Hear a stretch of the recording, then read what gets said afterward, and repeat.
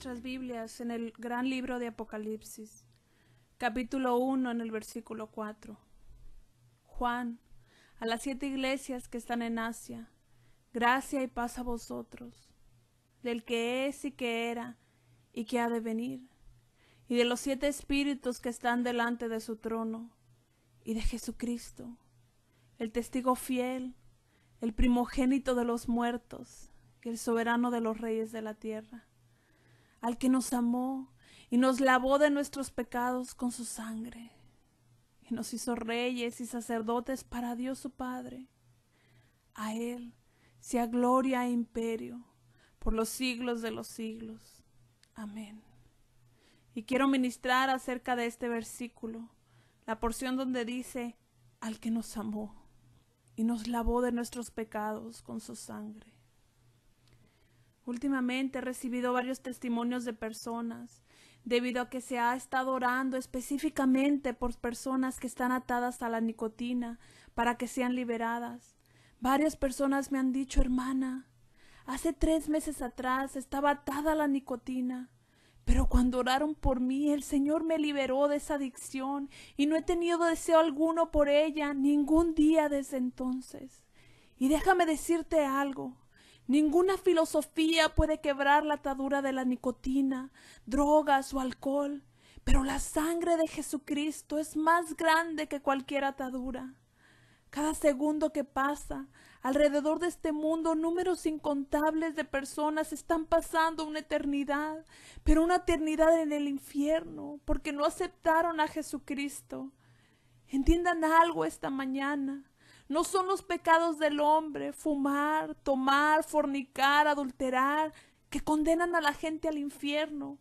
Esos solo son los resultados internos. Lo que manda a una persona al infierno es el rechazar a Jesucristo como el único medio de salvación.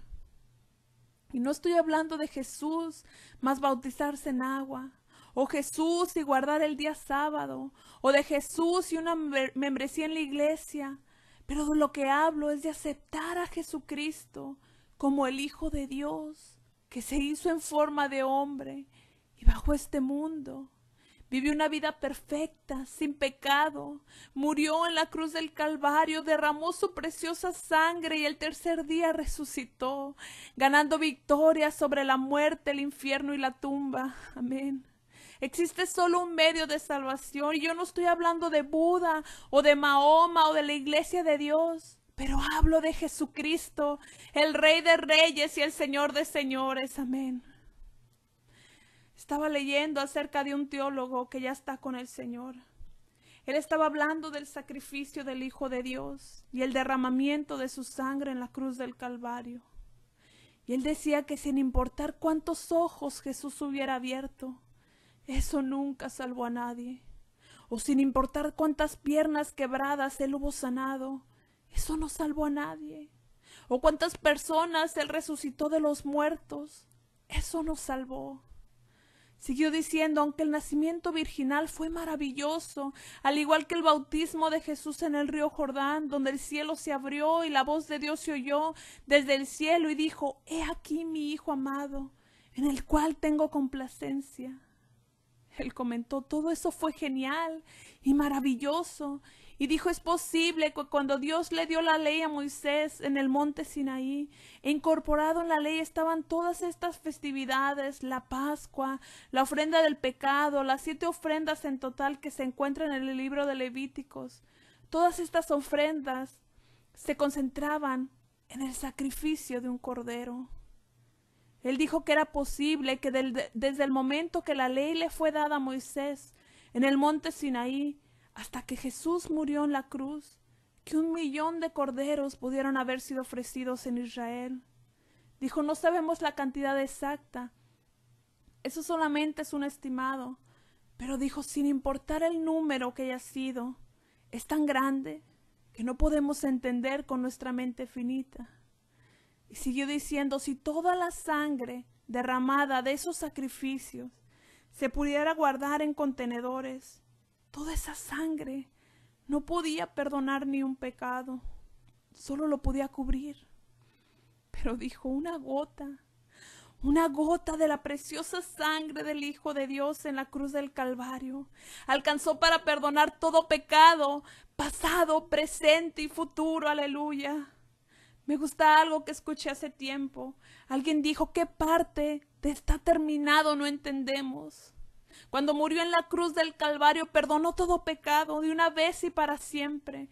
Y no es por lo que yo haga ni por lo que tú haces, sino por lo que Él ha hecho y nuestra fe en Él. Amén. Hace unos días atrás una señora habló por teléfono al programa y noté que se perturbó, porque me dijo: quiero que me des cada una de las escrituras en la Biblia, donde me diga los pasos para enseñarle a mi hija qué es lo que tiene que hacer. Y le dije: pues verdaderamente todo eso se puede resumir en una sola palabra: creer. Bíblicamente, cuando se usa la palabra creer, no se refiere a solo creer mentalmente, porque la Biblia dice que los demonios creen. Pero cuando la palabra creer se está refiriendo al ser humano en la Biblia, siempre se relaciona con fe. Es creer y aceptar que nací pecador y que sin importar mi nombre o dónde nací o cuántas buenas obras trato de hacer, que por mí mismo soy incapaz de salvarme, pero mediante una fe simple, en el acto que pasó hace más de 2000 años, en el momento que el pecador cree en el Señor Jesucristo, como dijo el apóstol Pablo, hemos sido limpiados, hemos sido santificados y también justificados, y solamente por la sangre de Jesucristo. Aleluya, Jesús. Aleluya, Jesús. La palabra aleluya es una palabra de afirmación y exaltación, una palabra que glorifica. Y no importa si hablas alemán, portugués, ruso, italiano o español, es la misma palabra en todos los idiomas. Aleluya. Aleluya. Gracias a Dios por Jesús. Gracias a Dios por la sangre. Gracias a Dios por la cruz. Aleluya. La Escritura dice: al que nos amó. Y tengo que confesarme con ustedes esta mañana. He vivido para el Señor casi la mayor parte de mi vida, pero verdaderamente no puedo darles una explicación apropiada de por qué Dios nos ama tanto, que mandó a su Hijo a morir en la cruz del Calvario. Hace poco estaba cambiándole los canales de la televisión y vi a un comediante que tiene un programa en el cable, y no voy a nombrar su nombre porque no le quiero hacer publicidad, pero él es un ateo y odia a Dios, y al escucharlo me quedé asombrada. Nunca he escuchado a un hombre siendo tan profano y vulgar al hablar de Jesús y de su deidad. Y tengo que admitir, y no estoy orgullosa de ello, pero tengo que admitir que lo malo de mí se levantó y me enojé. Y uno de los problemas que tiene la iglesia hoy en día es que ya nada nos enoja. Pero existen momentos para enojarse justamente. E hice una afirmación: Él va a darse cuenta cuando esté en el infierno. Pero de repente el Señor me habló y me dijo: no importa qué tan vulgar o profano ese hombre sea, si Él clama a mí, voy a ir a Él y voy a alabarlo y perdonarle cada uno de sus pecados, y voy a escribir su nombre en el libro de la vida. Y déjenme decirles algo: no importa si es un Adolfo Hitler o un Joseph Stalin, no importa si es el peor matador que América ha producido, no importa cuáles pecados hemos cometido, si tan solo clamamos al Señor, el que dijo: porque todo aquel que invocar el nombre del Señor será salvo. Y no dijo a lo mejor, pero dijo: será salvo. ¿Y por qué no soy capaz de comprender su amor? Porque ustedes están viendo un producto de su amor. Y cualquiera de ustedes, de los cuales su nombre está escrito en el libro de la vida, ustedes son la razón por la que Dios nos amó. Nos amó tanto que no nos hizo desaparecer y empezó de nuevo, sino que su misericordia dijo: voy a mandar a mi Hijo. La palabra de Dios dice: al que nos amó. El amor de Dios por la humanidad es uno de los temas principales de la Biblia.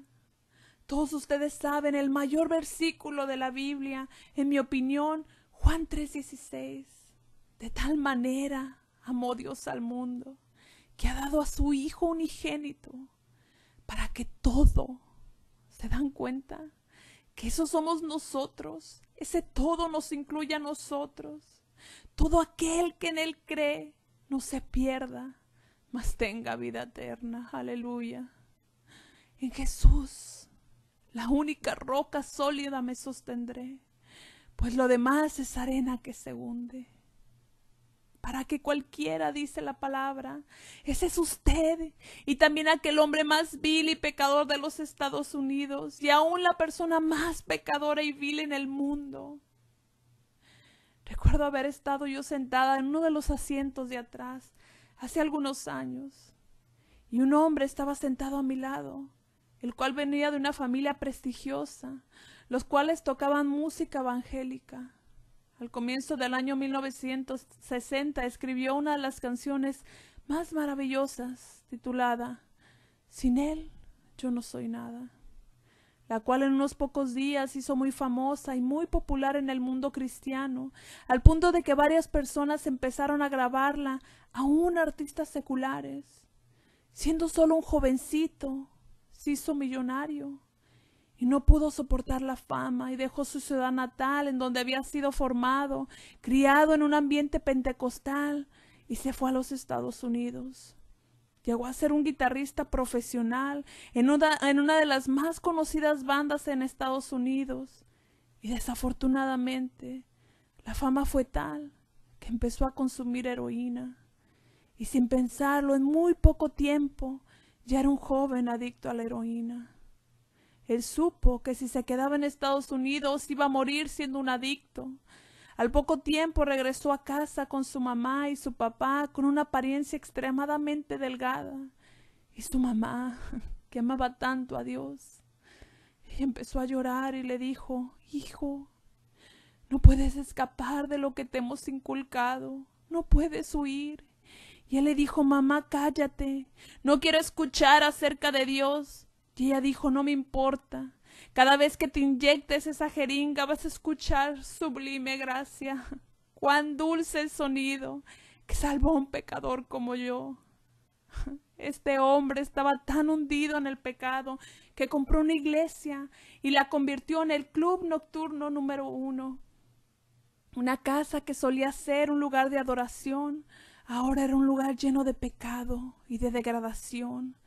Se la pasaba en fiestas, vendiendo drogas, cocaína, heroína. Y me acuerdo cuando lo vi sentado al lado de mí. Y se quebrantó y empezó a llorar y me dijo: me sentía tan mal que ni siquiera me amaba a mí mismo, sino que me odiaba, porque estaba atado a la heroína. Pero un día, cuando llegué a mi límite, ya estaba ahí sentado anhelando una inyección y me amarré la liga en mi brazo y golpeé hasta encontrar la vena. Y cuando me inyecté la jeringa en el brazo, lo único que podía escuchar era mi madre cantando sublime gracia. Cuán dulce el sonido. Y siguió diciendo: y de repente, puedes decir que estoy loco, pero yo escuché una voz audible que me dijo: tú no te amas a ti mismo, pero yo te amo y morí por ti. Y de repente el poder de Dios hundió ese cuarto y arrojé la jeringa y me quité la liga y me caí de rodillas al suelo y le dije: Dios, he hecho un desastre de mi vida, ¿me podrás perdonar? Y dijo en un abrir y cerrar de ojos: fui lavado, limpiado y volví a ser lleno del Espíritu Santo, hablando en otra lengua. Amén. Ese es el amor de Dios. Oh, amor de Dios, su inmensidad. El hombre no podría contar ni comprender la gran verdad que Dios al mundo pudo amar. Si fuera tinta todo el mar y todo el cielo un gran papel y cada hombre un escritor y cada ojo un pincel, nunca podrían describir el gran amor de Dios que al hombre pudo redimir de su pecado atroz. Oh, amor de Dios, brotando está, inmensurable, eternal, por las edades durará, inagotable raudal. Él te ama hoy. No tienes que fumar otro cigarrillo, o inhalar más cocaína, o ahogar tus penas con otra botella de whisky, puesto que hay alguien Y su nombre es Jesucristo, que te ama y que murió por ti, dio su vida por ti en el Calvario. Y si tú clamas a Él ahora mismo, y no estoy hablando de clamar a un padre o clamar al Papa, ni aún clamarme a mí, sino que hablo del que creó el sol, la luna y las estrellas. Y la Biblia dice que las nombró de una por una. Él sabe quién eres. Y si tú le pides, Él te va a salvar y escribirá tu nombre en el libro de la vida. El amor de Dios, el amor de Dios. Gracias a Dios que alguien me ama. Gracias a Dios que cuando no era digno de ser amado, Dios me amó. Gracias a Dios que cuando me equivoco hay alguien que aún me ama.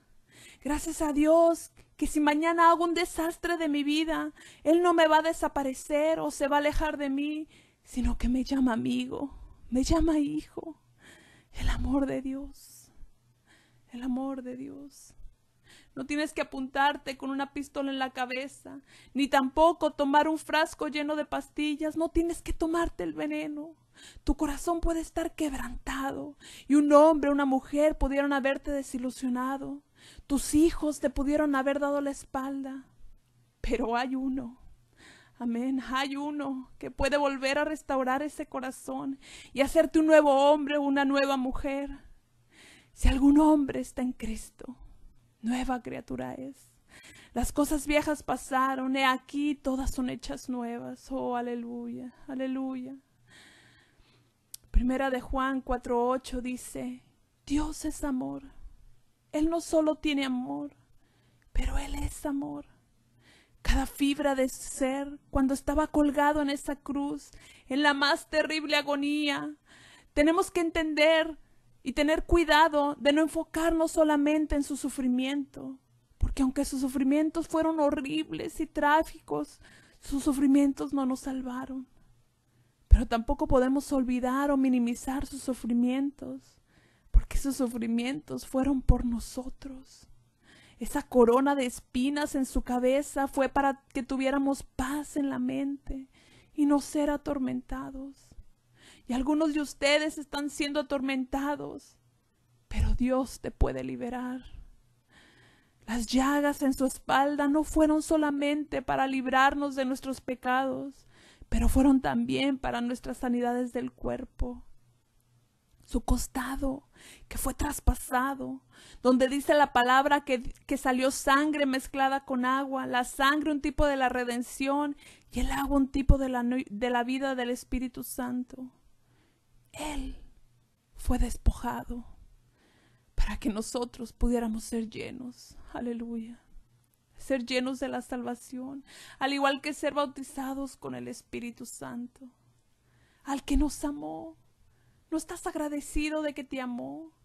Te amó y nos lavó de nuestros pecados.